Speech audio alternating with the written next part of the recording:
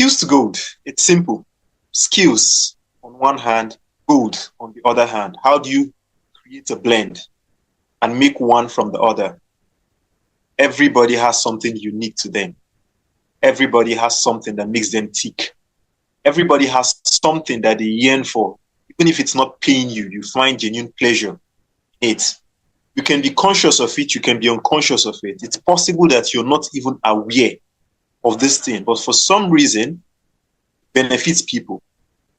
And on your own part, you just find satisfaction doing it or engaging in it. What if this thing that gives you this sense of satisfaction blends with what earns you a living? Would you do more or would you not do more?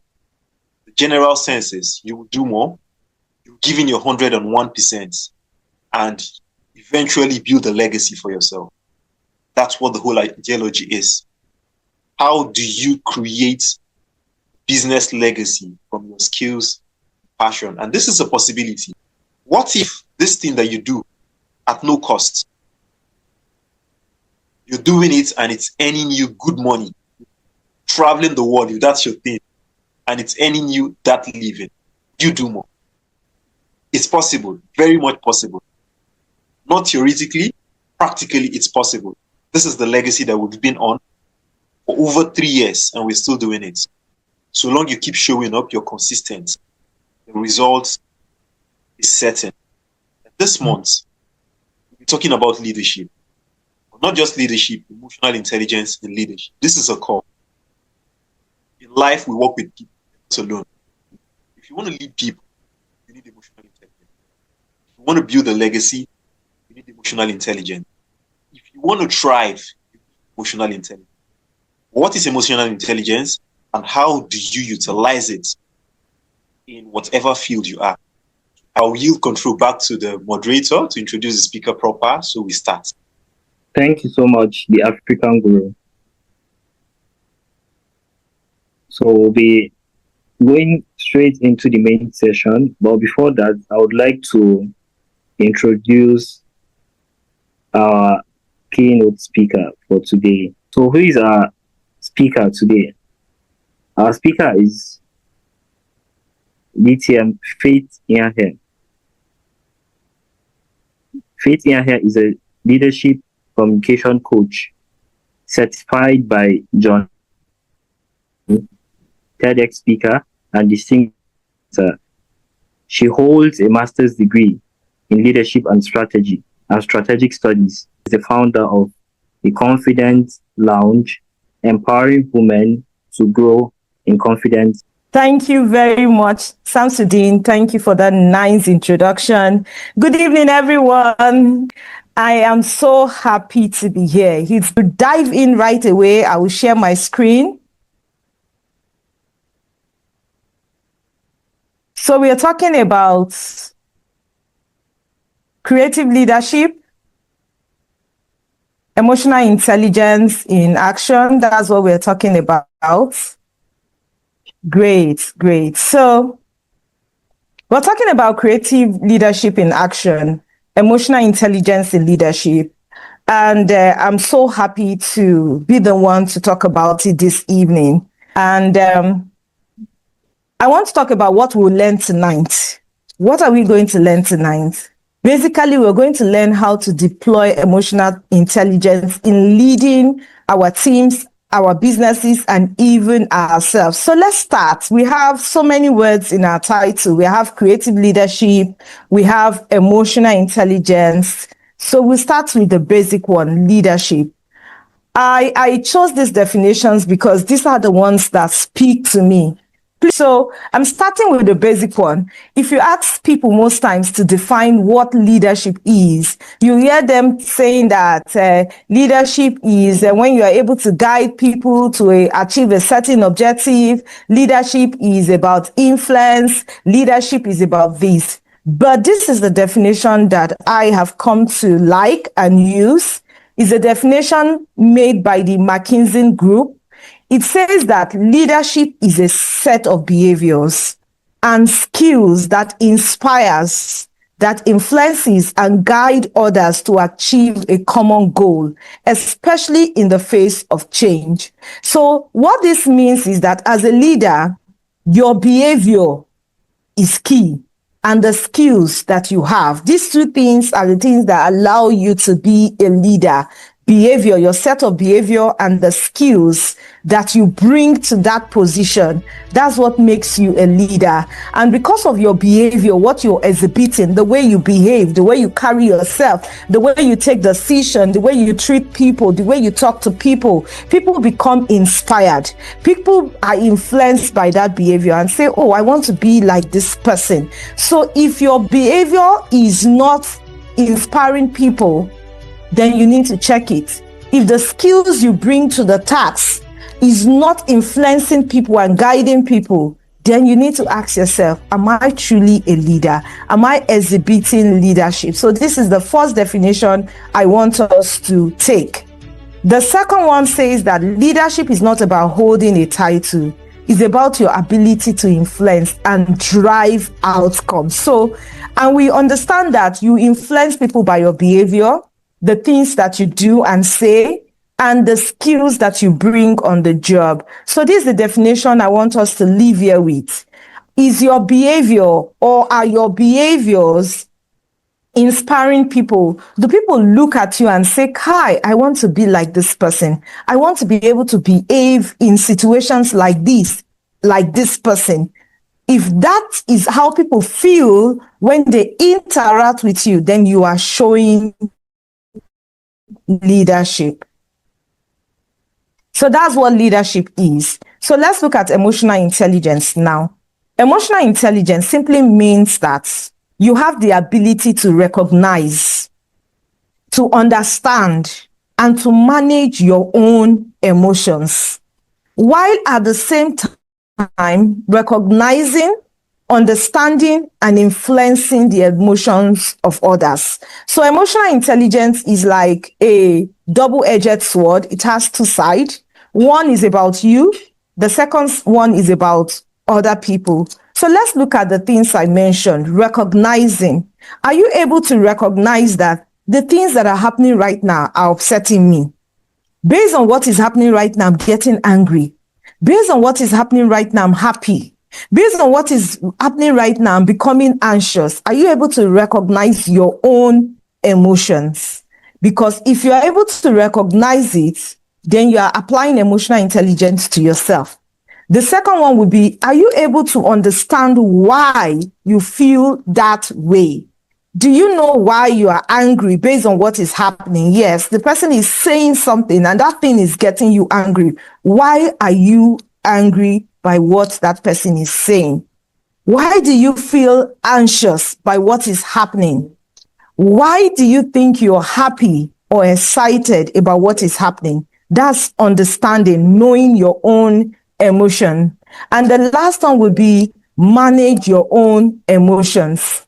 Now that you understand that based on what this person is saying, you are angry, and you are angry because of maybe the interpretation the person is applying to that thing, are you able to manage how you feel so that you are not destructive in your reaction, and or you are positive, or you are controlled in your response? So that's what emotional intelligence is. Now apply it to the second side of the sword, or the second side of the book or the page.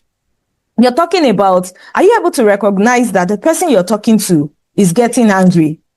Are you able to recognize and understand why that person is getting angry?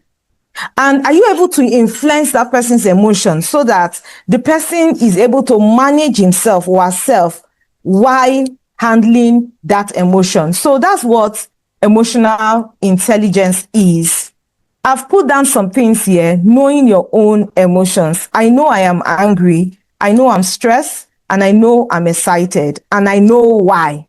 So the simple explanation I usually give when I explain recognizing and understanding your emotions will be, you're driving in traffic and somebody in front of you is not driving very well. And in your car, you're getting angry. From angry, you're getting agitated. You're getting stressed. Are you able to recognize immediately that I am getting angry, I am feeling stressed, and I'm feeling really anxious because of the way the driver in front of me is driving? Now, are you able to manage that emotion, to know that you cannot control that person? So no matter how angry you are, you cannot control that person. So instead of reacting based on the emotions you're feeling, when you respond, it means you're asking yourself, what alternative do I have? Can I change my lane? Can I move to another place and leave this person alone? That's what it means to recognize and understand. And to manage means to control. You don't allow your emotions to control you. Rather, you try to understand what your emotions is saying to you. A good way to define emotion will be looking at your traffic lights. You will see the traffic light has your red, your amber, and your green. Sometimes, like on a Sunday morning, you're driving and the traffic light will show you red, that there's danger. But you see that the road is clear. There's no car coming in front of you. There's no car coming by your side. It's just you on the road. And yet the traffic light says danger. Does it mean that you are in danger? The answer is no. That's what emotions are. Emotions tell you when something is happening around you that is not pleasing. Emotion tells you when something is about, you're going through a terrain and it's telling you this place might be dangerous. You start feeling fear. So these emotions are just signals. Sometimes they are false signals, like that signal on a Sunday morning. When the road is clear, there's nothing on the road and the traffic light is still showing you danger, red. So your emotions can behave like that. Your ability to understand it, your ability to read it is what will determine whether you are being creative or intelligent with your emotions. And the last thing is handling relationship. Emotional intelligence will help you talk to people in ways that make people feel respected. Even when you are angry with them, you still have to respect them. And that respect can show from the way you talk. Emotional intelligence can help you talk to people in ways that those people feel held and motivated. So this is what emotional intelligence is. So let's move on. Now I want to talk about the connection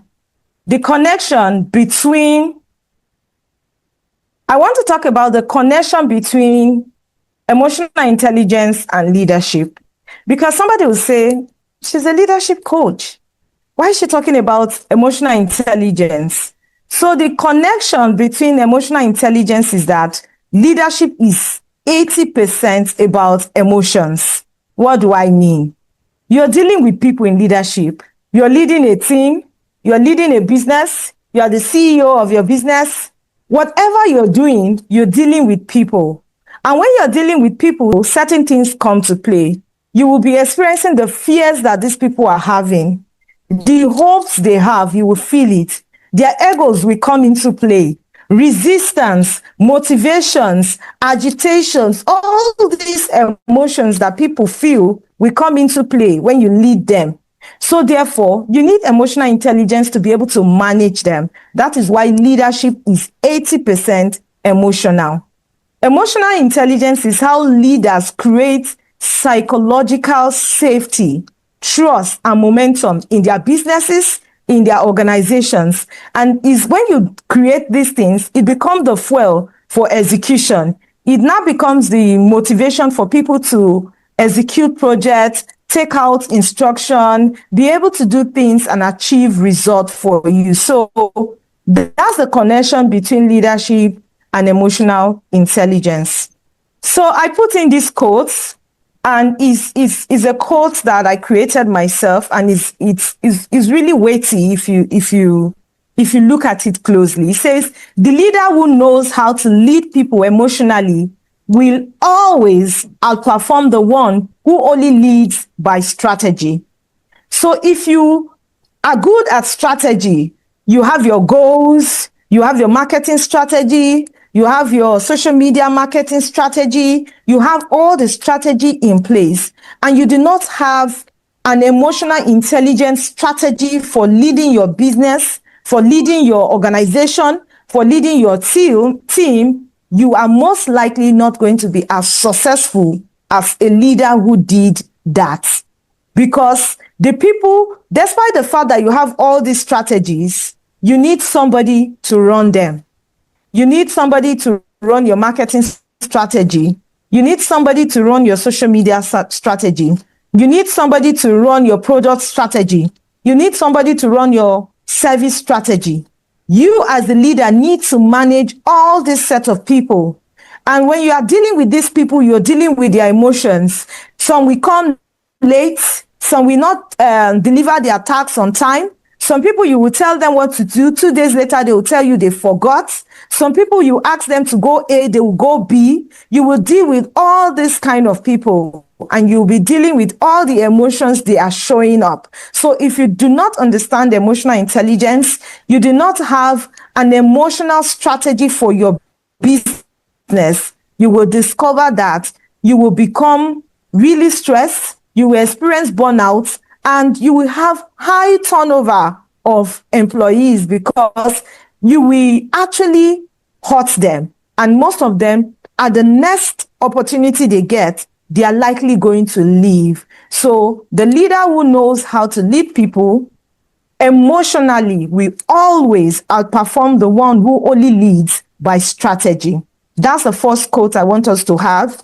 If you did not learn anything today, I want you to learn this. If you're leading just one person, 2 persons, 3 persons, I want you to lead them emotionally, not just with strategy, not just with tasks, but be emotionally intelligent in how you deal with them. I want to talk about the emotional intelligence. So let's look at emotional intelligence.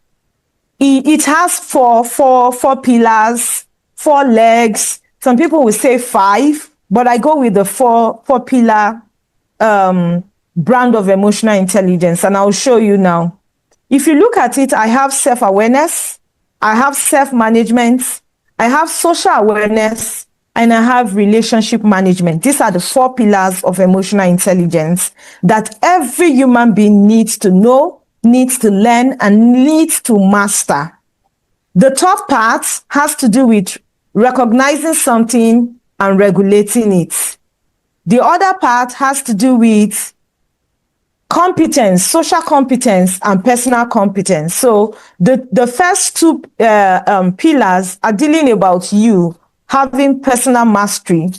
The second 2 pillar at the bottom is dealing with having social mastery. So let's look at the one that has to do with you first, because leadership starts with you.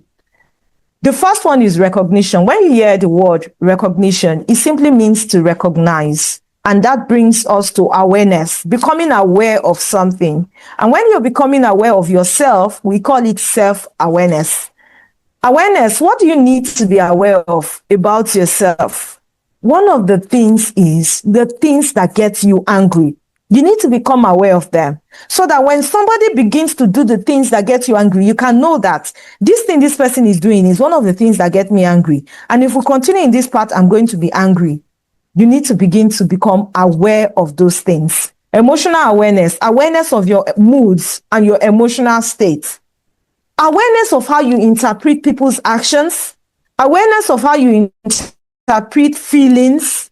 Awareness of how you interpret the things that you think about. Because sometimes somebody is unkind to you and you are interpreting it that this person is unkind to me because he does not respect me. Meanwhile, it might just be that this person is unkind because the person is uncultured. It has nothing to do with you. It has everything to do with that person's behavior. So you need to become aware of how you interpret things when they happen. The next thing you need to become aware of is how your behavior impacts people. The way you feel and the way you respond. How does it impact your staff? How does it impact your business? How does it impact your team members? You need to pay attention also to how others, what people are doing, your staffs are doing, your team members are doing, or the business, how the business is doing. How does it influence your emotional state? This is self-awareness. We go to the second wing of personal competence, which is self-regulation. It's simply about self-control. Now that you understand that the way this person is talking is getting you angry, are you able to control it? Are you able to control yourself from playing into that trap or dancing to the music the person is playing? How are you able to adapt, to change when something just changes, suddenly? What's your interaction? What's your reaction? What's your response? Do you take initiative? Are you optimistic? Or are you the type of person that sees the downside of everything? Do you know how to handle conflict? That for the fact that someone disagrees with you does not mean that the person does not like you. It seems that that opinion, the person does not agree with it. Do you know how to pursue your goals despite setbacks? Do you know how to act in alignment with your values? So one of my values is belonging. Belonging means that when people come to my space or they come around me, I make them feel human. I make them feel valued. I make them feel respected. So when something is happening in my space, I'm asking myself, the way I'm reacting, Faith, is it making this person feel respected? Is it making this person feel valued? So this is what personal competence is. It's just about managing yourself and becoming aware of yourself. So let's go to the last two pillars at the bottom. Social awareness. Are you aware of how you pick up the mood in a room? You enter into a place and how the people are behaving in that place. Are you aware of how it affects you? Do you care about what other people are going through? You have a staff that is consistently late. Do you care about that staff to understand why is this person always late? What's going on? Or are you just concerned that the person is late and you're shouting, you're late, and you forget that this is one of your best aunts? So an emotionally intelligent business owner will say, okay, Joyce, let's sit together. For the past 3 months, you've come to work late every day. What's the problem? Then maybe Joy will tell you how transportation is a big problem in terms of transport fare. And so she's always looking for the cheaper buses with cheaper fares. And those ones take longer routes. And that is why she comes late. Or she's having issues with her husband or with her children. Are you able to walk around and offer her advice and say, okay, coming late all the time is not good for the business? Is it possible that you can wake up 30 minutes earlier? Is it possible that you can do some things at night before you sleep so that it can free up more time for you in the morning? You're becoming socially aware. You're concerned about that person, not just because the person works for you, but because the person is a human being. Do you hear what the other person is really saying? Or before somebody says something, you snap. And the person is saying, Madam, that's not what I mean. You say, I know, that's not what you mean. Do you find common ground when you're having conversation? Do you look at what unites you people instead of what divides you people? So that's what social awareness is. Then we talk about relationship management. Relationship management is how are you able to manage all these things that you have become aware of? You're not aware that this particular staff is a serial latecomer. You're aware that this staff is very forgetful. If you give instruction, in the next 2-3 hours, the person has forgotten. But the person is a good staff, doesn't steal, but it's so forgetful. Are you aware of all these other things? Now that you're aware of them, how do you manage them? Do you now need to actually send text message or WhatsApp message itemizing the things you need that person to do so that the person, if the person forget, the person can refer back to the WhatsApp message or the chat? Is it that you put a roster up in the office so that people understand what they are supposed to do at certain time, or the closing procedure of your shop or the opening procedure? What are you doing to manage the different things that you are seeing? Many business owners, because of lack of emotional intelligence, have sacked their best hands to employ efficient people, but not very good people into their business. Yes, the people come early, they are efficient, but they steal from the business. They are rude and they drive the business owners. So you have to actually ask yourself, someone say, I will pick attitude over skill anytime. And that's because the person understands emotional intelligence, that if you have a good attitude, it's easy for you to learn a skill and master it and be better. But someone with a bad attitude and with good skill can even crumble a business. Yes, they have the skill, but they do not have the attitude to keep the customers in the business. So this is what emotional intelligence does for you. How emotional intelligence impacts a business owner. So if you're a business owner, self-awareness allows you to make better decisions. So you know your emotions, so you can avoid ego-driven mistakes. And there's something about emotions. When you respond to your emotions, when you're angry, when you're sad, when you're stressed, your logical brain, which is your prefrontal brain, becomes suspended. What that means is that brain will just stop working. Your emotional brain now takes over. And you need your logical brain to be able to make a decision that is logical, that is data-backed, and a decision that you will look back in the next 2-3 weeks and not regret. But emotions will not allow that brain to function. So you need to understand. So what I tell myself when I'm really angry, I said, my logical brain is on sabbatical right now. Faith, you can't take decision. You need to wait till you calm down. So now that you know that, I hope it will help you. Another thing that emotional intelligence does for business owner is that it gives you emotional control, which means steady leadership. When there's crisis, you'll be calm. When there is things that people are all agitated about, you'll find that you're calm. Why? Because in that instance, you understand that this is not the best time to react. So you just respond with calmness and say, I will look at it. And they are throwing this at you. Madam, this thing is not working. Say, don't worry, I will look at it. Oh God, this thing is not working. Say, don't worry, I'll look at it. Oh God, this person did not come. Don't worry, I'll look at it. All you're doing at that time is just staying in control of your emotions. That is managing how you feel. If you do that, you will have steady leadership. People will come to respect your decision because they know that your decisions are not taken out of emotions. The next thing that emotional intelligence does for you as a business owner, as a leader leading your own enterprise, is that it allows you to have empathy. Empathy in the sense that you now understand people. It helps you to understand people better. And when you understand people better, you treat people better. And when you treat people better, your staffs will stay. Even if they have to leave your organization because of better pay, they'll be telling you, Madam or Oga, I really like working with you and I would have stayed. But you know the economy, this business, they are offering me more money and I need the money for my children. So you can actually see that the person does not want to go if not for the money factor. But some people, because of their lack of emotional intelligence, their staff will even resign with WhatsApp message. We don't have the courtesy to even tell them, give them notice. They'll just send message. I don't resign. No, I drop your key with Mr. Chinedu, collect it from there.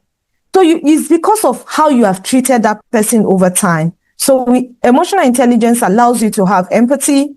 You will retain more of your staff. You build a strong customer base. So even when a customer gives you a bad review, yes, you're not happy with that review, but you also understand that this person, if you handle that person very well, the review will stay with you. If you don't handle that person very well, that person will share that review with 10 persons. 10 persons will share it with another 10 persons. Another 10 persons will share it with another 10 persons. You find out that your lack of emotional intelligence have cost you 100 customers just because you did not handle one person very well. So if the person calls you, say, oh, I'm sorry. I'm really surprised that the product didn't work well. Will you want a refund? Or will you want me to replace it with another product? And sometimes the people will just be satisfied and say, oh, don't worry. I just want you to know in case of next time. Say, don't worry. We'll make amends. But if you say, that's how you people, we just be, you can just spoil things for not having emotional intelligence. Another thing that emotional intelligence does for you as a business owner, as a leader of your own enterprise, is that it allows you to communicate well. And when you communicate well, you have greater influence. So you are able to communicate the vision of your business to your staff. Many of us, we have businesses. Our staff doesn't understand the vision of your business. If you're planning that in 10 years, you will own conglomerates. You will open your business in 3 or 4 cities. Your staff don't understand that the motivation behind what you do is to make people happy. Your staff does not understand that you notice that there was a problem and you're trying to solve it, and that your business is a solution. If you're not able to communicate all these things to your staff, the people that come to do business with you will not get the solution your business is supposed to offer. So if your staff knows that the reason why your business exists is to make people feel better, then they know that rudeness is not allowed.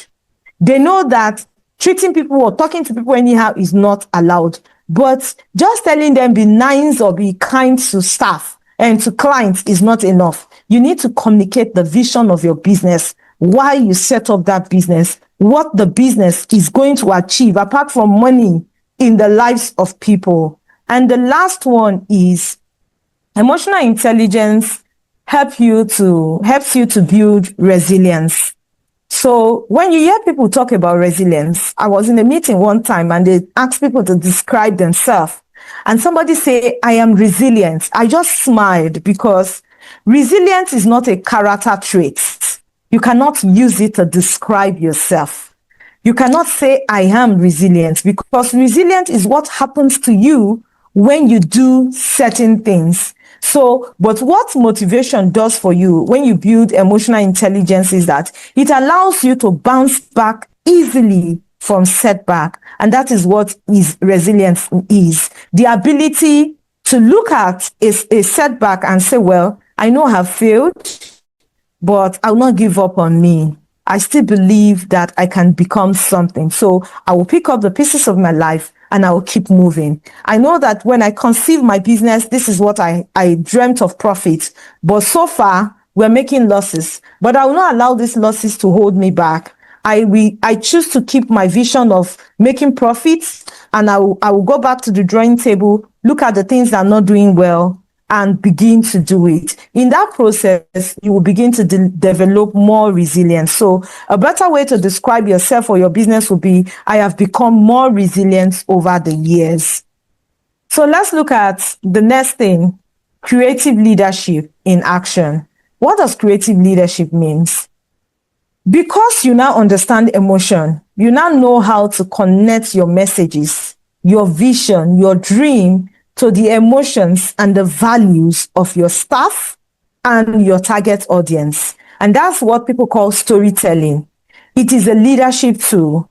It allows you to tell people to say, okay, when I first started thinking of caring about my skin, I didn't know what products to use. I did a lot of trial and error. In the process, I discovered what worked for me. Then I now realize that there are some people out there like me. And that's why I started my Instagram handle. I talk about skin product for skin cares, for skins like mine. And I now sell some of those products. You see that I've been able to tell that story because I am able to lead myself, and I'm able to tell people what I did to lead myself.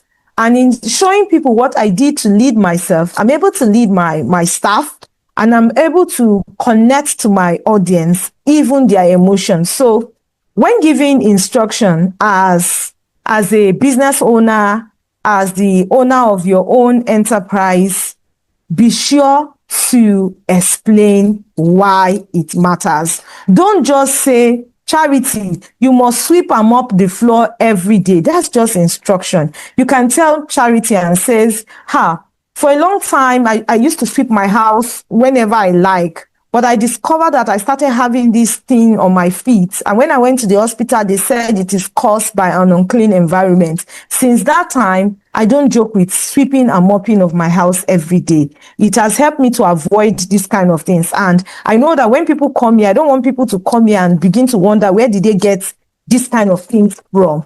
You see that even if Charity does not want to sweep and mop, that story she will remember. I should say, let me quickly sweep and mop, because if my madam or my oga now experience this thing, he or she will not say it's because I did not sweep and mop.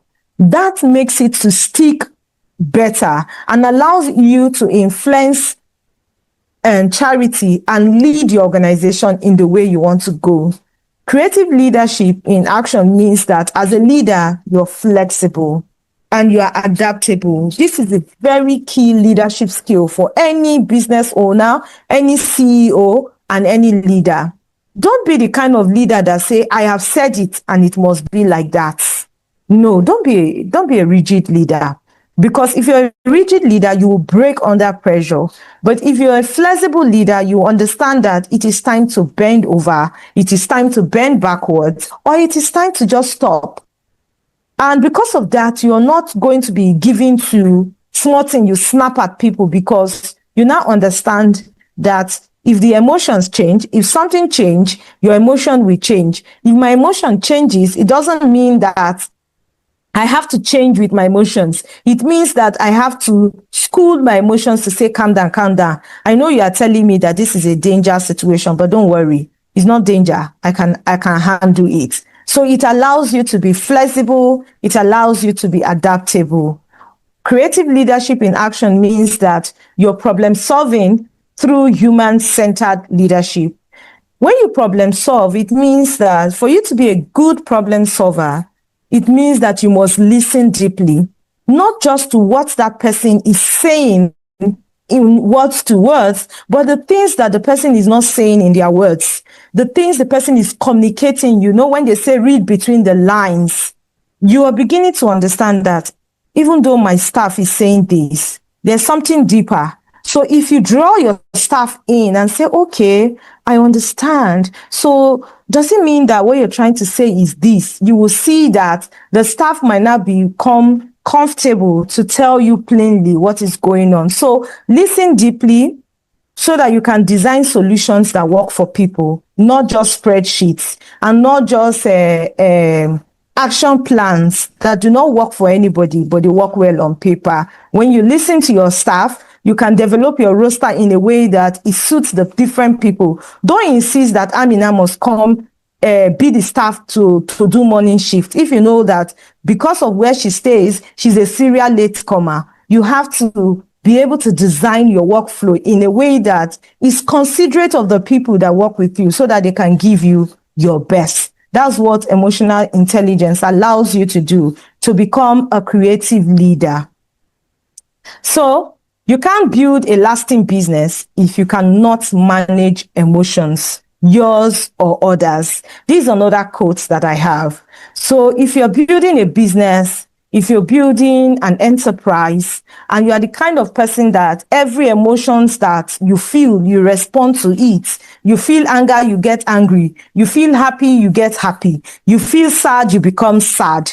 You will not be able to build a lasting business, because one idea will just come, and because you are happy, you will run with that idea and you will fall flat, because that idea was based on how you feel, emotion, not based on data, not based on reasoning, not based on logic. You've not sat down to put it on paper and test it. You just tested it with your emotions and ran with it. So if you can't build a lasting business, you cannot build a lasting business, a lasting enterprise, if you cannot manage emotions, your emotions and other people's emotions.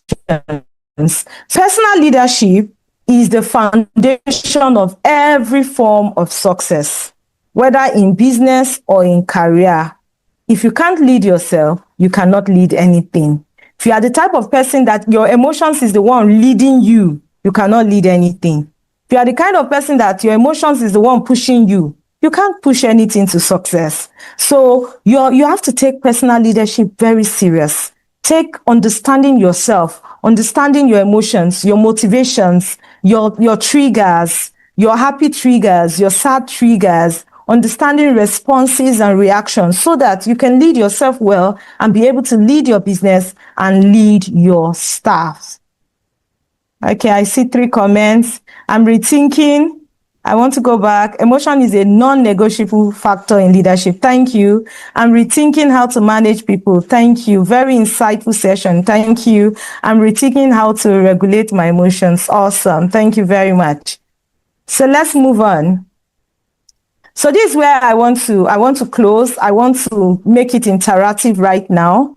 I want us to ask questions at this junction.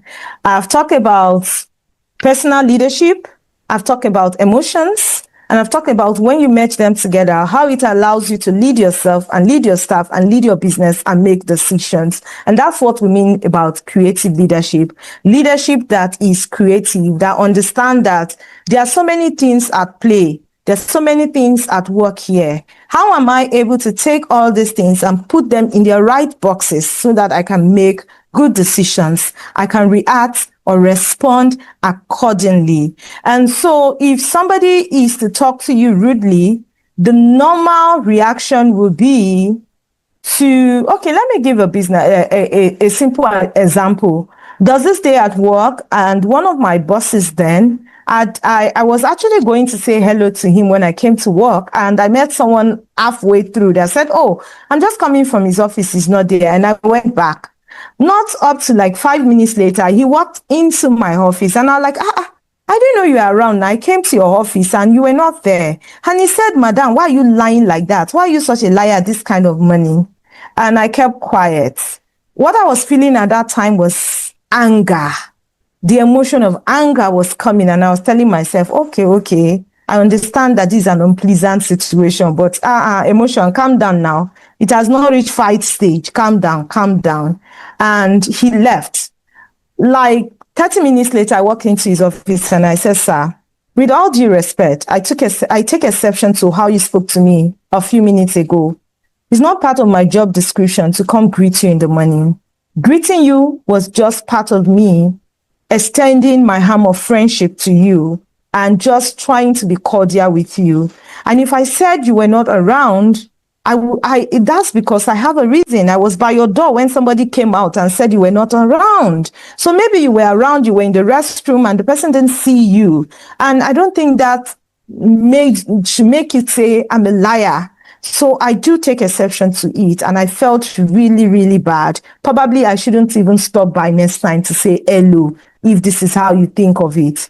And he said, oh, I'm sorry, madam. I'm sorry, Faith. Please, I didn't know that as I came out. I didn't mean it like that. Don't be angry. But you see, if I had allowed what my emotions was telling me that this is amber, red, react, I would have been destructive in the sense that, okay, I would have created, maybe it would have ruined the relationship. But apart from ruining the relationship, that conversation did something. It did show that I am someone who has great respect for myself, and I have that you should extend that respect to me. And from that day, I noticed that I rarely even go there now. When he come, he will stop by my office and say, madam, good morning, how are you? So my ability to control my emotions had shown him that this is not just anybody. This is someone that respects herself and deserves to be respected. So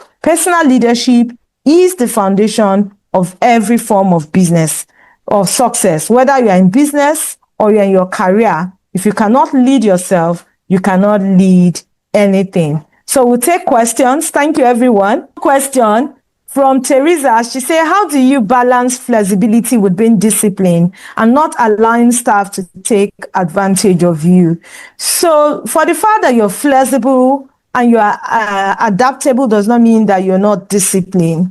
I had to talk about discipline is something that in this climb, we really need to rethink. A lot of time, what people call discipline is actually punishment. When we think of discipline somebody, what comes to our mind is we want to punish that person. So you have to rethink what discipline, first of all, means to you.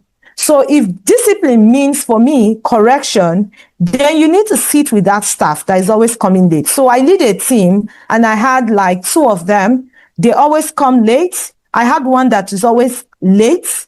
And I had one that even if he comes early, doesn't really do the work with excellence. So I invited the one that comes late all the time to my office. And I discovered that why she comes late all the time was that she lives in Nyanya. She has children who school in Nyanya, and the school gates usually will not open until 7. And so by the time she drops her child at 7 in school, that's when she can proceed to work. Usually she hit it by 8:30, which is the calling time. But sometimes the traffic on that route is unpredictable. So she will hit the office at 9. So we sat down together and said, okay. And I said, how can I help you? Because I know that you take your work seriously. You're one of my best hands. And this late coming is not good for business. But I also want to be able to help you so that you retain your job and I grow my business. And we came up with an agreement. You're supposed to come in at 8 and you come in at 9. For that day, you forfeit your lunch break.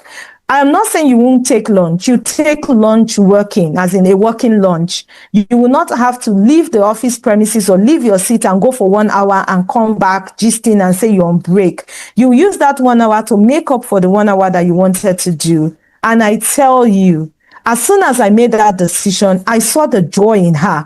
And that 1 hour, she doesn't play with it. You see her trying the things she should have done between 8 and 9, she will do it at that 9. And by the time she's closing, everything is ticked and checked. So that is discipline. I have addressed the situation, but I apply flexibility.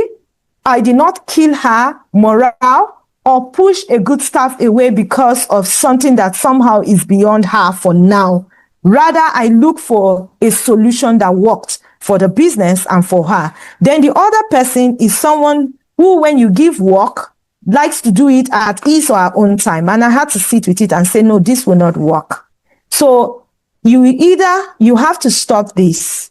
And this is a friendly chat. I will not want to issue you a query. I will not want something that will dent your career because I don't want my dented. But at the same time, I want my business to go. So do we have an agreement that when something comes to your desk, in the next 10, 15, 20 minutes, you will handle it? And that person said yes. And I said, this correction will not continue like this. If I notice it is going on like this after like 2 weeks, you will get a memo querying that action. And it was appreciated because I overheard later that person say, my friend, thank God, if my madam was like this person, I would have gotten a query. So that's what discipline and flexibility is. Discipline is all about correction and not just punishment. Punishment should come when you have broken the law. So that's my view. And that's how I approach it. Get a few things. Mr. Paul Albi, his hand is up. Go ahead, okay. Sir. So let's take his questions. Wow, another lovely section, very insightful. I'm glad I never missed this section. But from your last question, you know that your staff is somebody you value. Assuming the staff is underperforming and he or she still comes late, I'm sure your discipline will have been different. But I want to, again, emphasize that how I see a lot of psychology and emotional intelligence now. And in some cases, how will you relate it to culture shock, where you have different kind of persons with different orientation and you have to master them by your emotional intelligence, because most of us are still studying ourselves. It's still work in progress. Thank you. Okay, thank you very much. I think this is a very, very relevant question, and thank you for asking. So let me start. If you're a business owner, you need to understand the culture you want to push with your business. So most times what I've seen is that people have businesses and they don't even understand the culture they want to operate in their business.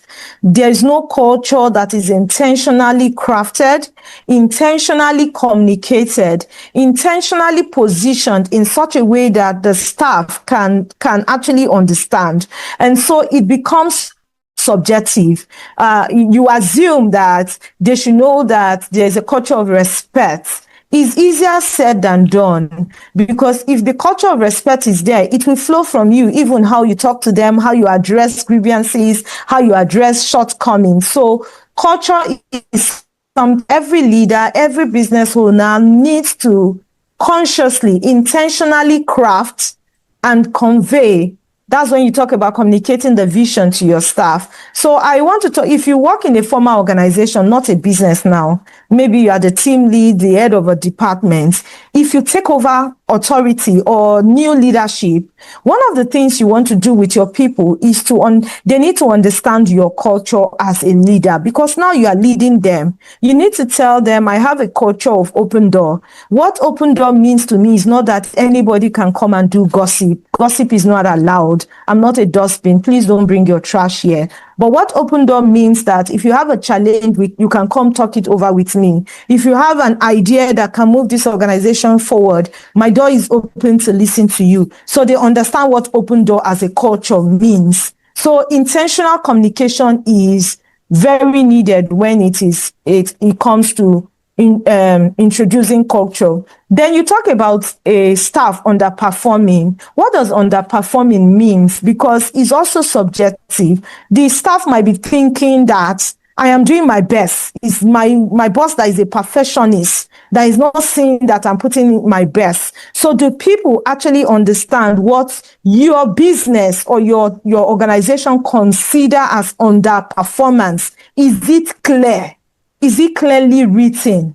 Is it clearly communicated? So I have a small chart that I put. If you come to work every day late, you are underperforming. If a task comes to you and it stays on your desk 30 minutes, you've not attended to it, you're underperforming. So people can know what underperforming means. And when you want to address it, they understand what you are addressing. And it is not that it's because you're a perfectionist. So those things need to be intentionally communicated when you lead a team, when you lead a business and you have staffs working under you. So, Mr. Paul, I don't know, did I answer your question? Yes. Thank you so much. So another one say, can I still lead others even while I'm still trying to figure myself out? Absolutely, Aisha. Every one of us is a construction site. We are all work in progress. Where I am right now, this was not where I was last year. And this was not where I was 2 years ago. This is not where I was 3 years ago. I am work in progress. I'm a construction site. But what makes the difference between me and someone else would be that I understand that I am work in progress. And I understand that every learning I get, I put it into making it better. They become building blocks. So yesterday I was just on 2-block decking. That's what my construction work looked like. Today I went out and I learned something new and I began to practice it. I have a new layer of blocks on my building. So that's how you get better, when you layer up yourself. You learn new things and you look for ways to practice them. So for me, if I'm leaving this class as a participant, I will identify 3 things I need to start doing based on what I've learned today. I also need to identify 3 things I will stop doing based on what I've learned today. Christian, we have flowers. Okay, in the absence of any other question, let's go straight to the next. Okay, there's one more question. I don't know who sent this. Okay, from Joyce. He says, how can I integrate discipline, empathy, and influence as a leader? Very good question. And I would say a strategic one at that. So the first thing is to break down these 3 words. Because you've compounded them, they can make it difficult to comprehend. So break down. What does discipline means to you? For me, discipline is correction, not punishment. I want to correct you because I want you to be better. I don't want to punish you because I feel you should have done better. So there are 2 different ways. So how do you view discipline? You need to first of all define that. Then empathy is simply putting yourself in somebody's shoe. So I have been fortunate to kind of lay off someone from work. And the way I went about it is to invite the person to my office and to say, well, and I started with the time the person has spent with us. And to talk about the times, I itemized the achievement the person has brought to the job. I said, because of this, your idea, we're able to do this, this, and this. Your team spirit has brought the staff closer. Your cheerfulness, just lighting the room and everything. However, what we are discussing today is the recent things that you have done.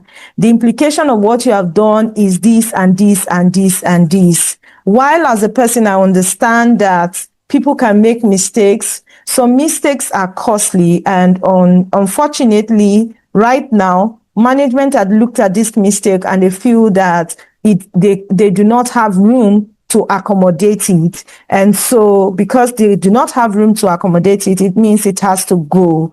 So, but anyway, I know you as a person to be a good worker and everything. So even as you leave us, I wish you the best, and I'll be willing to write you a referral if you need it. If you need a referral, I'll be able to give it to you because I know you as a person that you can do this and you can do that. So I've integrated discipline, I've integrated empathy, and I kind of have an influence over that person right now because the person is going to leave there not feeling too bad, even though the person is not happy with the decision. So you have to define what discipline is. You have to be empathic in your communication, meaning being respectful of the person, no matter the situation. In that way, you will influence the person to become better or to do better next time any other place where the person finds him or herself.